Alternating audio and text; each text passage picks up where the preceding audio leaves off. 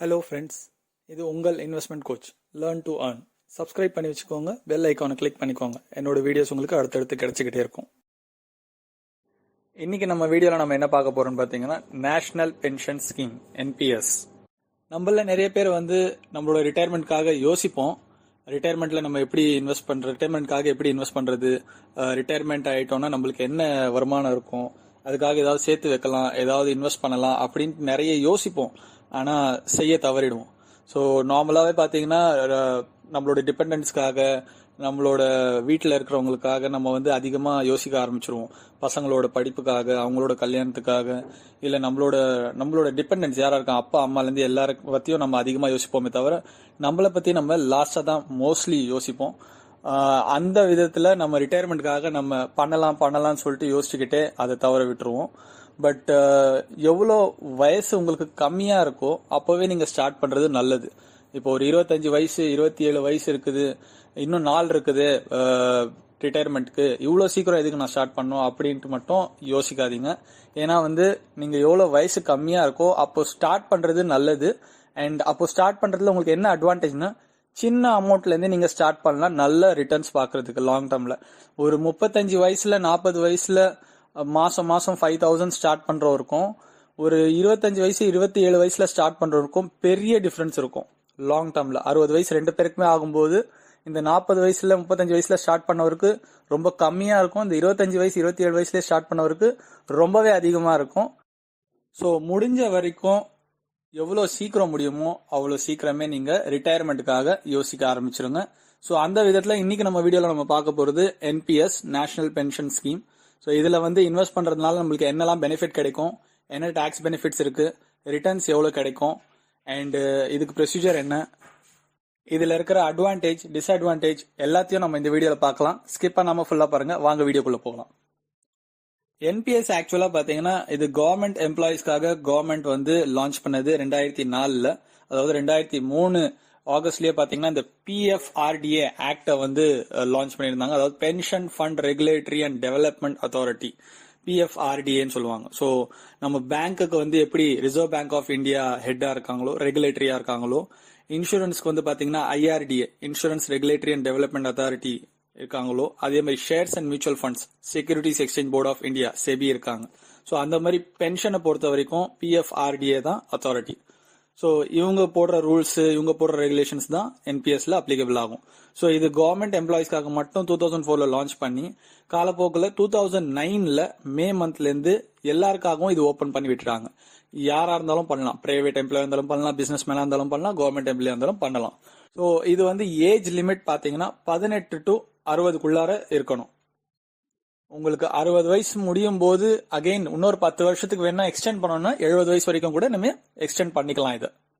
இதுல tax benefits என்னன்னு பாத்தீங்கன்னா, under section 80C 1.5 lakh invest பண்றோம் இல்லையா, அது இதுல பண்ணலாம்.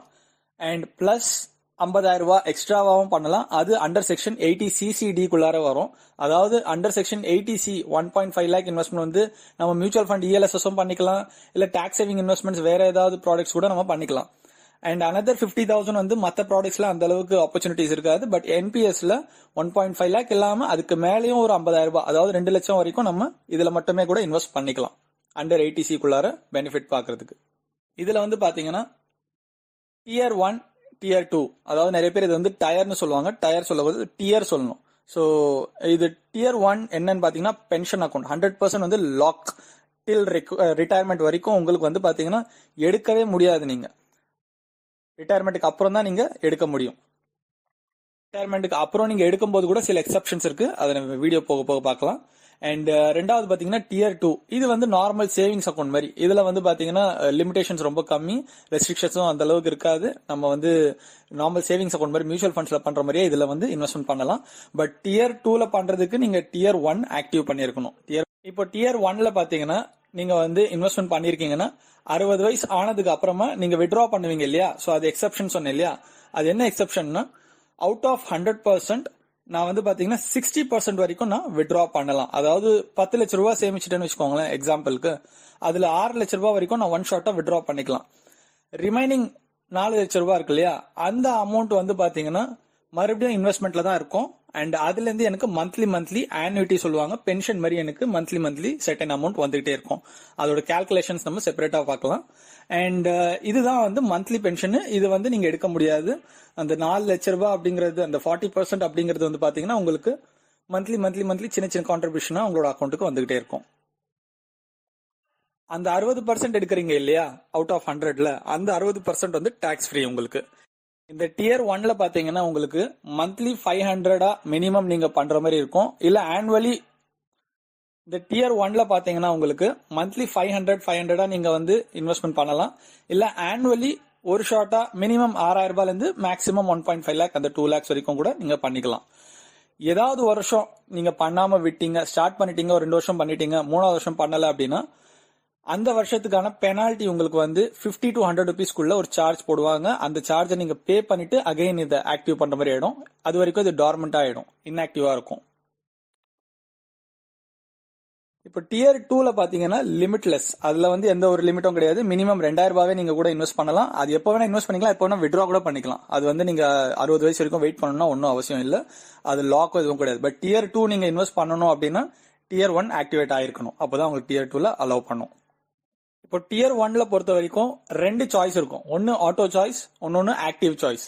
ஆட்டோ சாய்ஸ்னா உங்களுக்கு சொல்றதுலேயே புரியும், இது வந்து ஆட்டோமேட்டிக்கா சாய்ஸை பிக் பண்ணிக்கும். அதாவது இதுல வந்து asset class E, asset class C, asset class G அப்படி. So E stands for equity and C stands for corporate, G stands for government securities.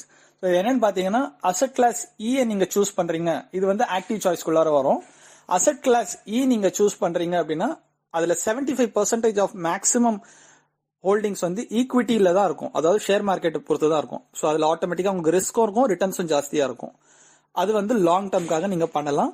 அதுல என்னன்னு பாத்தீங்கன்னா உங்களுக்கு வந்து வயசு அதிகமா ஆக ஆக ஆட்டோமேட்டிக்கா உங்களோட பெர்சன்டேஜ் கம்மியாயிட்டே வந்துடும் ஈக்விட்டியில. அண்ட் அசட் கிளாஸ் சில பாத்தீங்கன்னா இன்வெஸ்ட்மெண்ட்ஸ் வந்து கவர்மெண்ட் செக்யூரிட்டிஸ் இல்லாம மற்ற எல்லாத்துலயும் இன்வெஸ்ட்மெண்ட் ஆகும். அதாவது அல்டிமேட்லா இது வந்து கார்பரேட் செக்யூரிட்டிஸ் தான் குறிப்பிடுறாங்க. ஸோ கவர்மெண்ட் பாண்ட்ஸ் இல்லாம வேற என்னென்ன இன்ஸ்ட்ருமெண்ட்ஸ் இருக்கோ அது எல்லாத்துலயும் போகும். அண்ட் அசட் கிளாஸ் ஜி வந்து ஒன்லி கவர்மெண்ட் செக்யூரிட்டிஸ்ல மட்டும்தான் அந்த இன்வெஸ்ட்மெண்ட் போகும். இதே வந்து ஆட்டோ சாய்ஸ் நீங்க பிக் பண்ணிட்டீங்கன்னா இந்த அசட் கிளாஸ் எல்லாம் சூஸ் பண்ண தேவை இருக்காது. ஆட்டோ சாய்ஸ் பிக் பண்ணிட்டு ஆட்டோமேட்டிக்கா நீங்க செட் பண்ணி விட்டுட்டீங்க. உங்களோட வயசுக்கு ஏத்த மாதிரி, அதாவது நீங்க 35 வயசுல இருக்கீங்கன்னா உங்களுக்கு வந்து ஈக்விட்டி பெர்சன்டேஜ் வந்து பாத்தீங்கன்னா அதிகமா இருக்கும். ஒரு 50 to 60 இல்ல 65க்குள்ளார இருக்கும். மேக்சிமம் ப்ரொபோர்ஷன் வந்து ஈக்விட்டியில போகும். இதே வயசு உங்களுக்கு 40-45 ஆகுது அப்படின்னா டெட்டுக்கும் ஈக்விட்டிக்கும் 50-50 வச்சிருவாங்க. இதே 45 பிளஸ் ஷோர் ஆயிடுச்சு அப்படின்னா உங்களுக்கு வந்து டெட்ல அதிகமா இருக்கும், ஈக்விட்டில கம்மியா இருக்கும். டெட்னு சொல்றது நான் இந்த கவர்மெண்ட் செக்யூரிட்டிஸ் குறிப்பிடுறேன். ஸோ ஆட்டோமேட்டிக்கா உங்களோட ஷேர் மார்க்கெட்ல போற ஹோல்டிங்ஸ் வந்து பாத்தீங்கன்னா பெர்சன்டேஜ் பாத்தீங்கன்னா உங்களுக்கு வந்து கம்மி பண்ணிட்டே போயிடுவாங்க வயசு வந்து அதிகமா ஆக ஆக.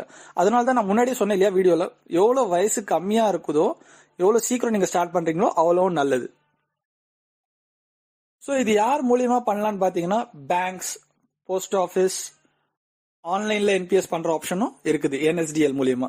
ஸோ இதுல வந்து பேங்க்ஸ்ல பாத்தீங்கன்னா உங்களுக்கு எஸ்பிஐ, ஐசிஐசிஐ, ஹெச்டிஎஃப்சி, கோட்டாக் இது மூலியமா நீங்க பண்ணலாம். அண்ட் இதுலயே வந்து பாத்தீங்கன்னா UTI, LIC, Reliance, Birla Sun Life இவங்க மூலியமாவும் நீங்க பண்ணலாம். இப்போ இவங்க மூலியமா நீங்க இன்வெஸ்ட் பண்ணிட்டு இன்கேஸ் உங்களுக்கு ஒரு 2 வருஷம் கழிச்சு அந்த அளவுக்கு பர்ஃபார்மன்ஸ் வந்து ரிட்டர்ன்ஸ் வர மாதிரி தெரியல அப்படிங்கிற பட்சத்துல நீங்க ஹெச்டிஎஃப்சில பண்ணிருக்கீங்க, அதுல இருந்து ஐசிஐசிக்கு மாத்தணும் அப்படின்னா கூட நீங்க மாத்தலாம்.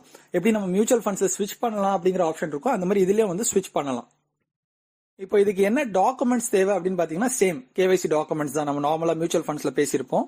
ஸோ மியூச்சுவல் ஃபண்ட்ஸ்னா என்ன அப்படிங்கிற ஒரு வீடியோல நான் வந்து சொல்லியிருப்பேன் உங்களுக்கு. KYC documents address proof, PAN proof, bank account இதுதான் தேவைப்படும். ஒன்ஸ் இதுல இன்வெஸ்ட்மெண்ட் பண்ணதுக்கு அப்புறமா உங்களுக்கு வந்து பிரான் கார்டு அப்படின்னு சொல்லிட்டு ஒரு கார்டு கொடுக்கப்படும். பேன் கார்டு மாதிரியே இருக்கும். இந்த பிரான் கார்டு அப்படிங்கிறது உங்களுக்கு ஒன்லி ஒன்ஸ் நீங்க வந்து ஒரு வாட்டி ஐசிஐசில ஓபன் பண்ணிட்டு மறுபடியும் போயிட்டு ஹெச்டிஎஃப்சில ஓபன் பண்ண முடியாது. ஸோ இந்த பிரான் கார்டு வந்து நான் சொன்னேன் இல்லையா, pension fund regulatory and development authority இவங்க கொடுக்குற கார்டு. ஸோ இதுல வந்து இதோட ஒரு கால்குலேஷன் மட்டும் நான் உங்களுக்கு வந்து இந்த எஸ்பிஐ சைட்டுக்குள்ளார இந்த கால்குலேட்டர்ல நான் உங்களுக்கு காமிக்கிறேன் பாருங்க. ஆக்சுவலா இந்த எஸ்பிஐ பென்ஷன் ஃபண்ட் சைட்குள்ளார வந்திருக்கேன். இதுல வந்து பாத்தீங்கன்னா கால்குலேட்டர் ஆப்ஷன்ல போனீங்கன்னா உங்களுக்கு இந்த ஸ்கிரீன் கிடைச்சிரும். இதுல வந்து கரண்ட் ஏஜ் வந்து நான் 30 வயசு வச்சிருக்கேன். அண்ட் ரிட்டையர்மெண்ட் ஏஜ் வந்து பாத்தீங்கன்னா 60 வயசுன்னு வச்சிருக்கேன். ஓகேங்களா. ஸோ இப்போ நான் வந்து இதில் டோட்டல் இன்வெஸ்டிங் பீரியட் பார்த்தீங்கன்னா 30 வருஷம். மந்த்லி கான்ட்ரிபியூஷன் ஒரு 2000 ரூபாய் வைப்போமே. 30 வயசுல வந்து நான் அதிகமாகவும் இன்வெஸ்ட் பண்ண தேவையில்ல, 2000 ரூபாய் பண்ணா கூட ஓகே தான். பட் அதுக்கு மேல பண்ணா கூட நீங்க பண்ணலாம்.